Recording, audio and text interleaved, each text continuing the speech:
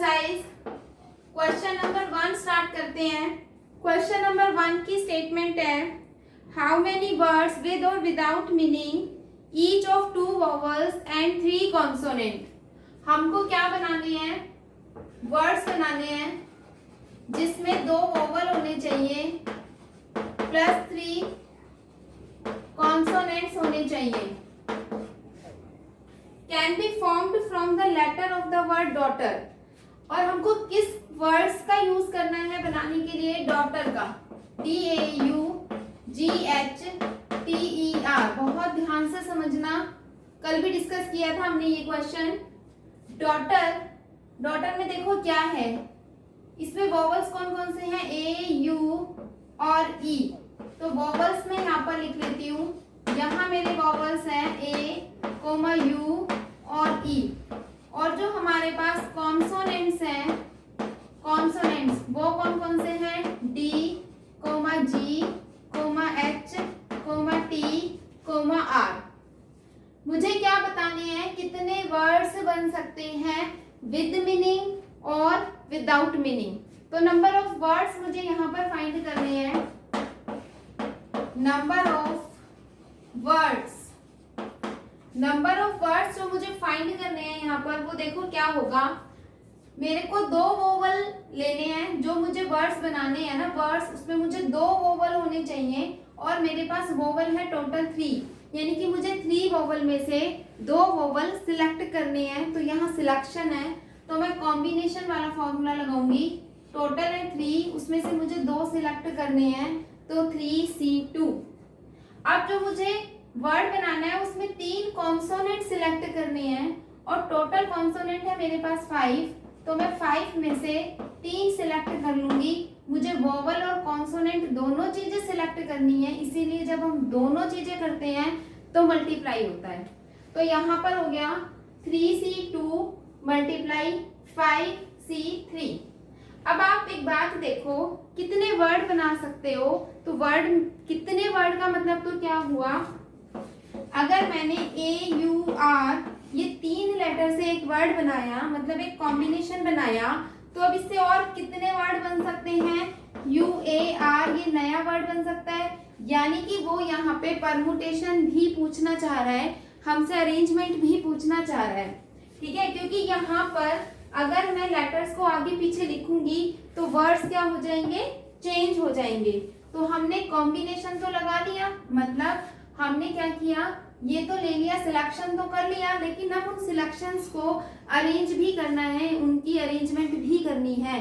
तो ये वो क्वेश्चन है जहां मैं परमुटेशन भी यूज करूंगी और जहां मैं कॉम्बिनेशन भी यूज करूंगी। तो अभी तो मैंने कॉम्बिनेशन बना लिए, अब जो मैंने कॉम्बिनेशंस बनाए हैं अब उनमें अरेंजमेंट करेंगे, वहां हम क्या करेंगे? परमुटेशन लगाएंगे। तो परमुटेशन कैसे लगेगी देखो।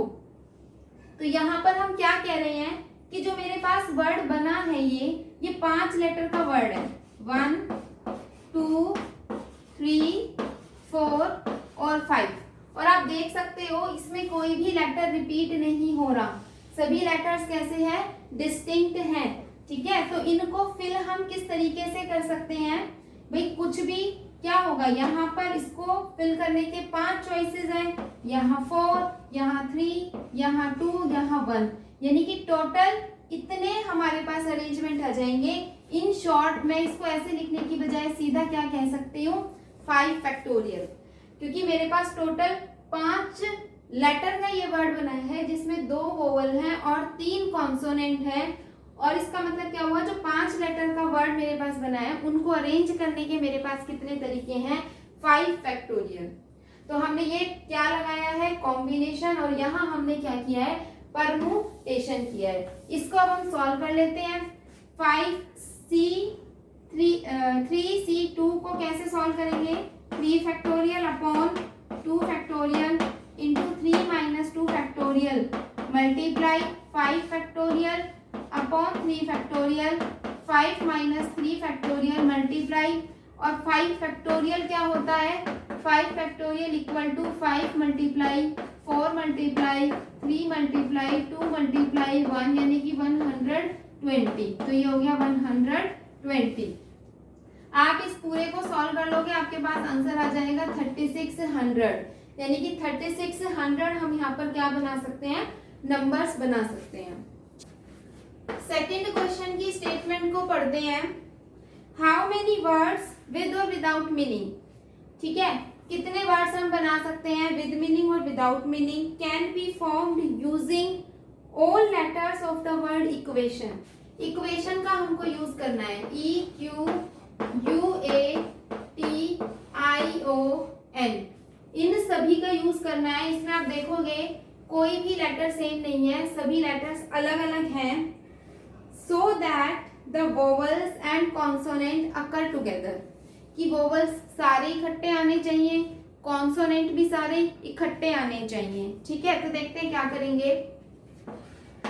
सॉल्यूशन में हम क्या लिखेंगे, टोटल हमारे पास कितने लेटर्स हैं, टोटल लेटर्स कितने हैं, 1 2 3 4 5 6 7 और 8 है। इसमें वोवल्स कितने हैं, वोवल्स देख लेते हैं, 1 2 3 4 5 वोवल्स हैं। और कॉन्सोनेंट्स कितने हैं, 1 2 3 हमारे पास यहाँ पर कॉन्सोनेंट्स हैं। तो हमने वोवल्स और कॉन्सोनेंट्स लिख लिए। अब हमसे क्या कहा जा रहा है, कंडीशन क्या है कि ये जो 5 वोवल है ये इकट्ठे आने चाहिए, ठीक है, वोवल्स पांचों इकट्ठे आने चाहिए, यानी कि 1 2 3 4 5 ये इकट्ठे आने चाहिए, 5 वोवल्स हैं ये, ठीक है। और 3 कॉन्सोनेंट, ये वोवल मैं यहाँ पर वी लिख रही हूँ, ये सारे वोवल्स के प्लेसेस हैं, और ये कॉन्सोनेंट है 3, ये 3 इकट्ठे आने चाहिए, ठीक है। तो ये इकट्ठे आने चाहिए, ये इकट्ठे आने चाहिए। ज्यादा से ज्यादा क्या हो सकता है, ये हो सकता है कि पहले कॉन्सोनेंट आ जाए फिर बाद में वोवल आ जाए, या फिर ये हो सकता है कि पहले वोवल आ जाए फिर कॉन्सोनेंट आ जाए। यानी कि 2 पॉसिबिलिटी तो मेरे पास ये हो गई कि वोवल्स पहले आ जाए या फिर वोवल्स बाद में आ जाए, कॉन्सोनेंट बाद में आ जाए या कॉन्सोनेंट पहले आ जाए। तो 2 तरीके तो हमारे पास ये हो गए लिखने के, ठीक है जी। इसके बाद देखो करना क्या है, मुझे मल्टीप्लाई, इन 5 वोवल्स को आप अरेंज कर सकते हो, भाई ये वाला वोवल पहले लिख दो या ये वाला वोवल पहले लिख दो। तो इस तरह से इन 5 वोवल को अरेंज करने के कितने मेथड हैं, 5 फैक्टोरियल, क्योंकि ये पांचों अलग अलग वोवल्स हैं। एन डिस्टिंक्ट ऑब्जेक्ट की अरेंजमेंट का फॉर्मूला था n फैक्टोरियल, तो यहाँ 5 डिस्टिंक्ट लेटर्स हैं, उनको अरेंज करने का फॉर्मूला होगा 5 फैक्टोरियल। बिल्कुल ऐसे ही इन तीनों को अरेंज करने का फॉर्मूला कितना होगा, 3 फैक्टोरियल। और इसको किससे मल्टीप्लाई कर देना है, हमने 2 से इसको मल्टीप्लाई कर देना है। तो देखते हैं क्या हमारे पास यहाँ आंसर आएगा, ये आ जाएगा 2 मल्टीप्लाई 5 फैक्टोरियल होता है 120 और 3 फैक्टोरियल होता है 6। इसको मल्टीप्लाई करेंगे तो ये हमारे पास इसका आंसर आ जाएगा। इसी तरह से आपने क्वेश्चन नोटबुक में भी ऐसे ही सॉल्व करना है, यही मेथड होता है इन क्वेश्चन को सॉल्व करने का, ठीक है।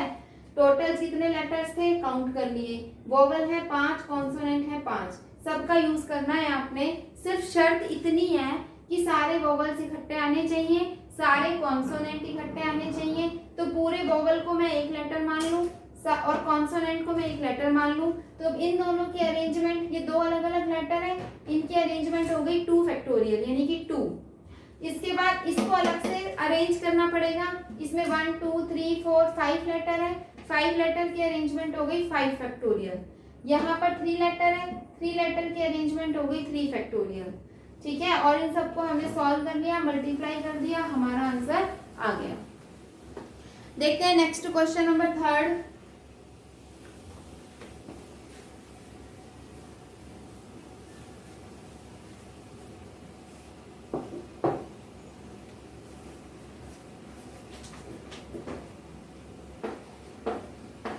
थर्ड क्वेश्चन की स्टेटमेंट में देखो क्या है, अच्छा क्वेश्चन है, इंपॉर्टेंट क्वेश्चन है। इसका 3 पार्ट है, तीनों पार्ट करेंगे और तीनों पार्ट इंपॉर्टेंट है।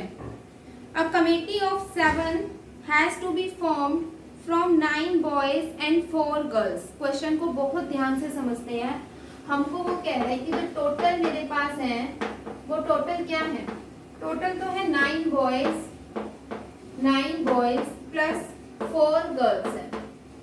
ठीक है, आपको सिलेक्शन करना है, एक कमेटी बनानी है। कमेटी मतलब सिलेक्शन करना है, सिलेक्शन हम यहाँ सिलेक्शन करेंगे कितने लोगों का, 7 लोगों का करेंगे। 7 लोगों की हमें एक टीम बनानी है, हमको एक कमेटी बनानी है जिसमें 7 मेंबर्स होंगे। और ये 7 मेंबर्स मुझे कहाँ से लेने हैं, ये 7 मेंबर्स मुझे 9 बॉयज और 4 गर्ल्स जो मेरे पास हैं, इन्हीं में से ही मैं इन 7 लोगों को सिलेक्ट करूंगी। ठीक है, आगे क्वेश्चन में है in how many ways can this be done, कितने तरीकों से ये चीज आप कर सकते हो। When committee consist of first part exactly 3 girls. सबसे पहला क्वेश्चन, एग्जैक्टली 3 गर्ल्स। ठीक है, एग्जैक्टली मतलब आप जो ये सिलेक्शन कर रहे हो 7 लोगों का, इसमें एग्जैक्टली 3 ही गर्ल्स होनी चाहिए, एग्जैक्टली 3 गर्ल्स इसमें होनी चाहिए। तो अब देखते हैं कैसे करेंगे। मुझे टोटल कितने मेंबर्स चाहिए, 7, जिसमें से मुझे पता है 3 तो मुझे गर्ल्स चाहिए ही चाहिए। तो पहले मैं 3 गर्ल्स को चूज कर लेती हूँ, इन 3 गर्ल्स को सिलेक्ट कर लेती हूँ। सिलेक्ट कर रही हूँ तो इसका मतलब मैं कॉम्बिनेशन लगाऊंगी। और कितनी है मेरे पास, टोटल गर्ल्स है 4, तो यानी कि मैं 4 में से 3 गर्ल्स को सिलेक्ट कर चुकी। 4C3 का मतलब होता है कि 4 गर्ल्स में से आप सिलेक्ट कर रहे हो 3 गर्ल्स को, यानी कि आप इस कमेटी में जो उसमें 7 मेंबर आपको चूज करने थे, आप उसमें से 3 मेंबर्स को चूज कर चुके हो। इसके बाद मुझे टोटल 7 मेंबर चाहिए, तो अभी मेरे को 3 मेंबर ही मैंने चूज किए, 4 मेंबर बच गए। तो अब जो 4 मेंबर मुझे चूज करने हैं वो मैं कहाँ से करूंगी, इन बॉयज में से करूंगी। तो टोटल है 9 बॉयज, इसमें से मुझे 4 चूज करने हैं। ठीक है, ये दोनों सिलेक्शन लोगे तब 7 मेंबर्स होंगे, तो मल्टीप्लाई हो जाएगा।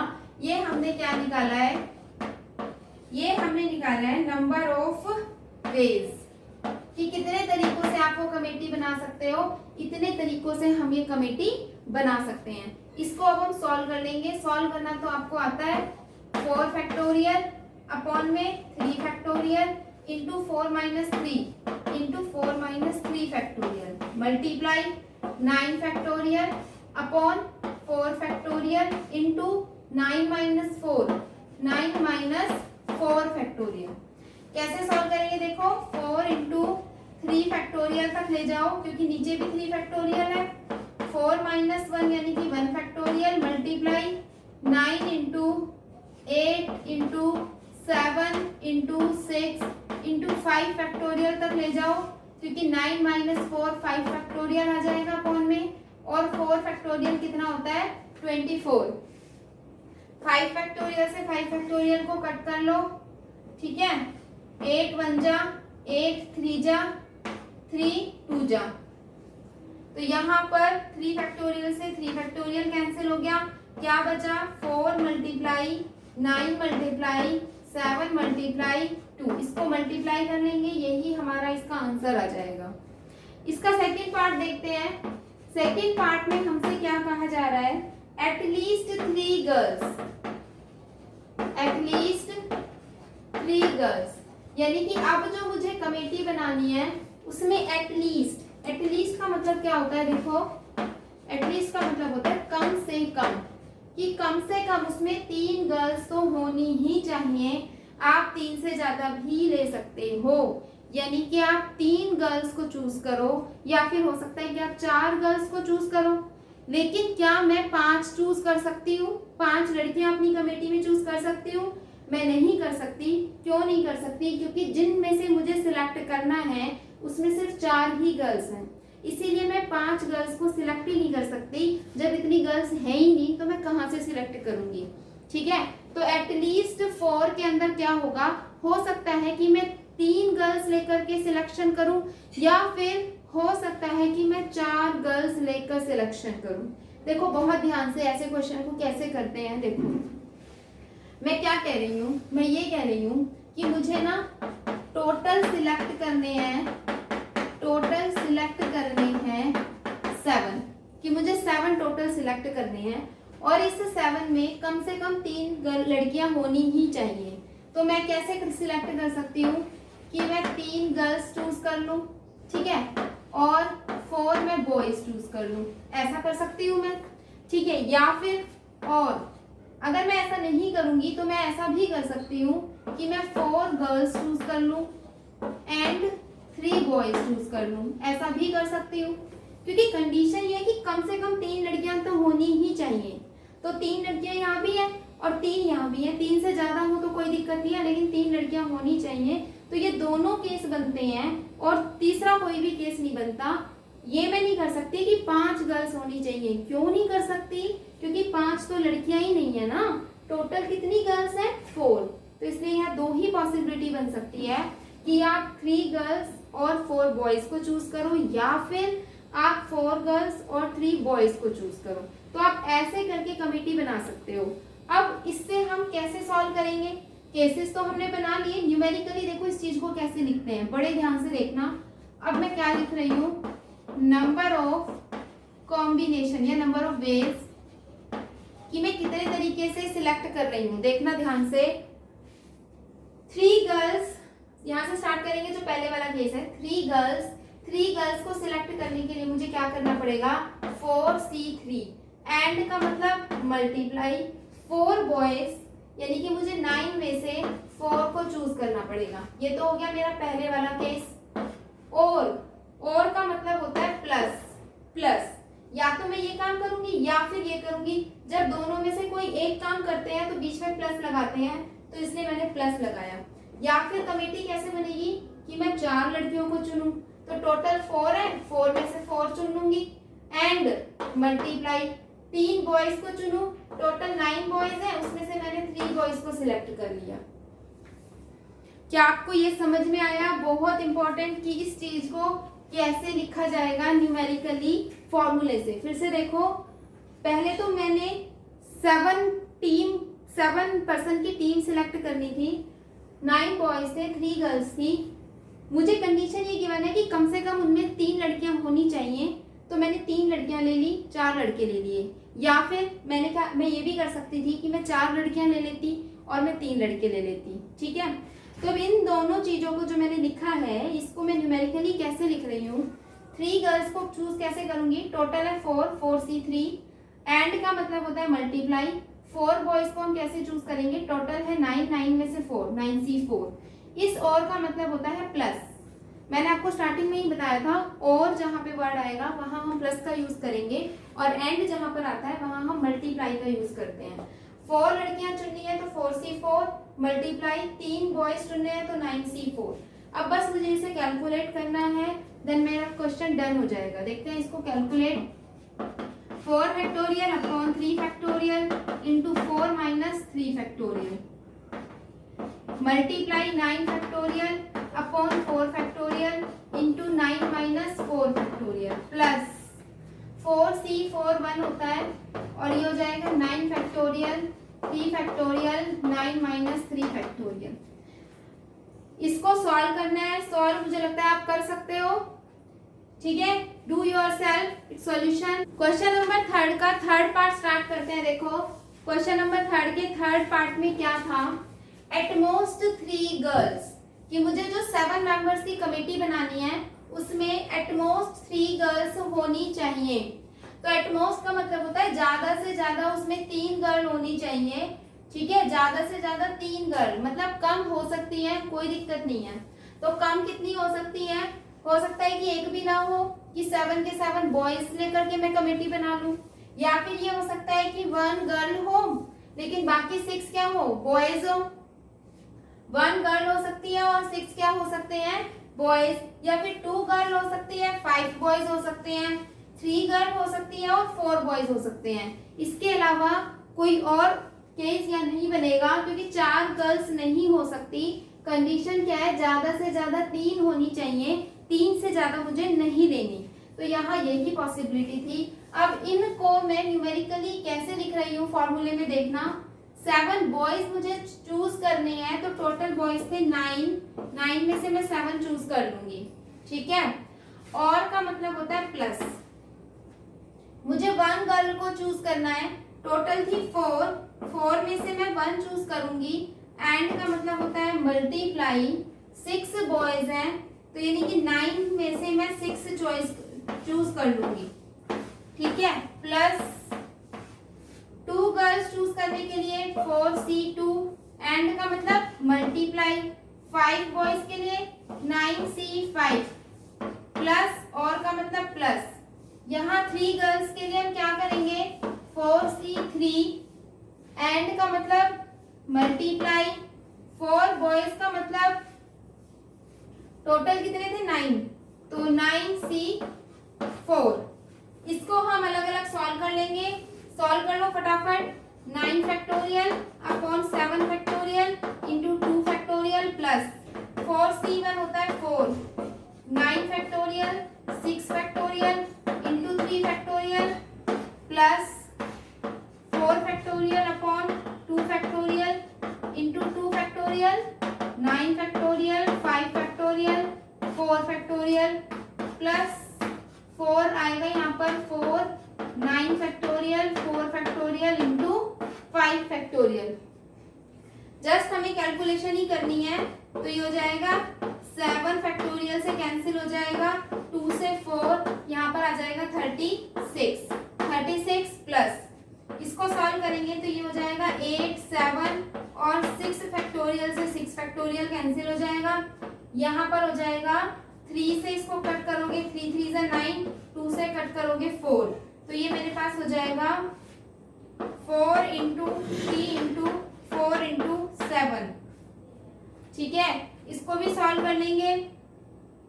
ये होता है 24, 2 से कैंसिल करेंगे 2 से कैंसिल करेंगे तो यहाँ बच जाएगा 6 मल्टीप्लाई 8 7 6 और 5 फैक्टोरियल, यहाँ आ जाएगा 24, 6 4 जा 4 2 जा, तो 9 मल्टीप्लाई 2 मल्टीप्लाई 7, ठीक है। इस तरह से हम इसको कैलकुलेट कर लेंगे।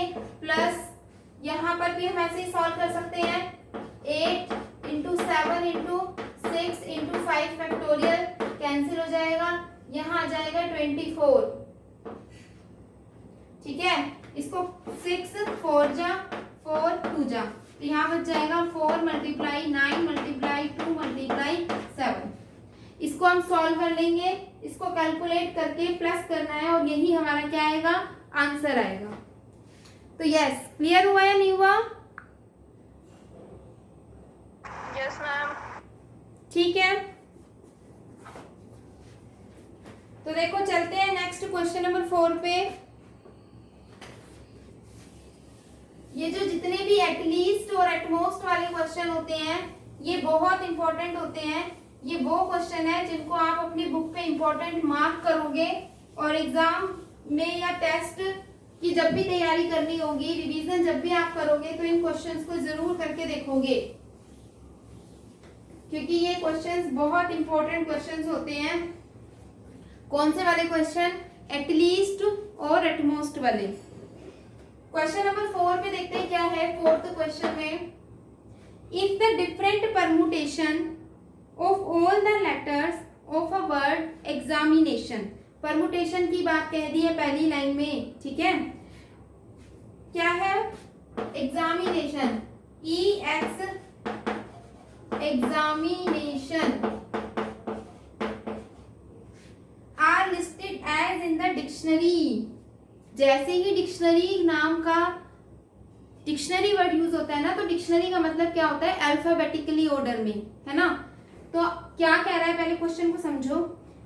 अगर डिफरेंट परमुटेशन इन लेटर्स की, इस वर्ड में जो लेटर्स यूज हो रहे हैं, अगर मैं उसकी डिफरेंट परमुटेशन बना रही हूँ, ठीक है, लिस्टेड, और कैसे बना रही हूँ? जैसे डिक्शनरी में होती है, डिक्शनरी के अकॉर्डिंग अगर बना रही हूँ, यानी कि पहले ए वाले लेटर्स लिख रही हूँ, फिर ए के बाद जो आएंगे ई वाले लेटर्स लिख रही हूँ, इस तरह से अगर मैं अरेंजमेंट कर रही हूँ, तो how many words are there in the list, तो उस लिस्ट में कितने वर्ड्स होंगे before the first word starting with E, यानी कि पहला वर्ड ई से स्टार्ट होने से पहले जितने भी वर्ड आए होंगे वो कितने वर्ड होंगे। समझो, इस क्वेश्चन को समझना जरूरी है कि क्या कह रहा है।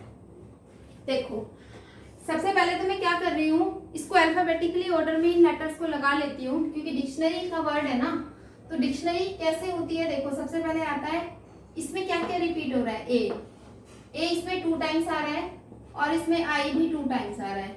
1 2 3 4 5 6 7 8 9 10 11 है ना। 1 2 3 4 5 6 7 8 9 10 11। तो टोटल हमारे पास कितने लेटर्स हैं? 11। इसमें ए रिपीट हो रहा है 2 टाइम्स, ठीक है, ए रिपीट्स, ए 2 टाइम्स रिपीट हो रहा है और आई भी रिपीट कितनी टाइम्स हो रहा है? 2 टाइम्स रिपीट हो रहा है आई, ठीक है। अब देखते हैं, अब इन सभी लेटर्स को मैं कैसे लिख रही हूँ? अल्फाबेटिकली ऑर्डर में लिख रही हूँ। पहले ए आएगा, ठीक है, फिर उसके बाद ई, आई, एम, एन, टी,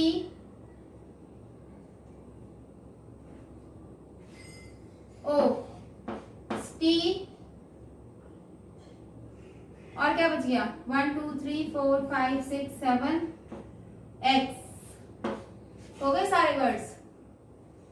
ई हो गया, एक्स हो गया, ए भी हो गया, एम भी हो गया, आई नहीं हुआ, नहीं आई भी हो गया, एन भी हो गया, ए, टी भी हो गया, और आई हो गया, ओ हो गया, एन हो गया। तो 1 2 3 4 5 6 7 8, तो 8 हमारे पास ये लेटर्स आ गए हैं, ठीक है जी। समझ में आई है या नहीं आई है ये बातें? ठीक है, समझ में आ रहा है ना अल्फाबेटिकली कैसे लिखा है मैंने? Yes ma'am. ठीक है। अब इसके बाद देखो, जब मैं इन लेटर्स की अरेंजमेंट करूंगी, जब मैं इन लेटर्स की अरेंजमेंट करूंगी तो देखो क्या होगा। कुछ ऐसा होगा ना कि भाई पहले तो देखो ई फर्स्ट लेटर पे तो बाद में आएगा, पहले तो ए से जितने भी ए को मैं फर्स्ट पे फिक्स कर दूंगी और इन सारे लेटर्स को इधर उधर बदलती रहूंगी। खूब सारे मेरे पास नंबर्स बन जाएंगे, मतलब नंबर्स नहीं, ए को मैं फर्स्ट प्लेस पे फिक्स करके इन सब की अरेंजमेंट चेंज करती रहूंगी, ढेर सारे वर्ड्स बन जाएंगे। फिर मैं दूसरे नंबर पे क्या करूंगी? ई को फिक्स कर दूंगी फर्स्ट प्लेस पे और बाकी इन सब लेटर्स को चेंज करती रहूंगी इधर उधर और फिर ढेर सारे वर्ड्स बन जाएंगे। तो हमसे वो ये क्वेश्चन पूछ रहा है कि जब आप ये वाला काम स्टार्ट करोगे ना, फर्स्ट लेटर को ई मानोगे, ई को जब फर्स्ट प्लेस पे लिख के वर्ड्स बनाओगे तो उससे पहले डिक्शनरी में कितने वर्ड्स आ चुके होंगे जो इन लेटर्स की अरेंजमेंट से बने होंगे, ठीक है। ई की स्टार्टिंग से पहले सिर्फ ए वाले वर्ड्स ही आए होंगे, क्योंकि ई से पहले एक ही वर्ड है ए, यानी कि सिर्फ ई से पहले वो ही वर्ड्स होंगे जो ए से स्टार्ट हुए होंगे। यानी कि मुझे क्या करना है, ए से स्टार्ट होने वाले सारे नंबर्स की अरेंजमेंट बतानी है, कितनी आएंगी, ठीक है जी। तो अब देख लेते हैं यहाँ पे बड़े ही ध्यान से कि ए मेरे पास 2 टाइम रिपीट हो रहा है, ए हमारे पास 2 टाइम रिपीट हो रहा है और आई भी हमारे पास 2 टाइम रिपीट हो रहा है। तो ये 1 2 3 4 5 6 7 8 9 10 कैसे आ रहे हैं? क्या रह गया? 1 2 3 4 5 6 7 8 9 10 11 और इसमें आ रहे हैं 1 2 3 4 5 6 7 8 9 10। कौन सा लेटर रह गया?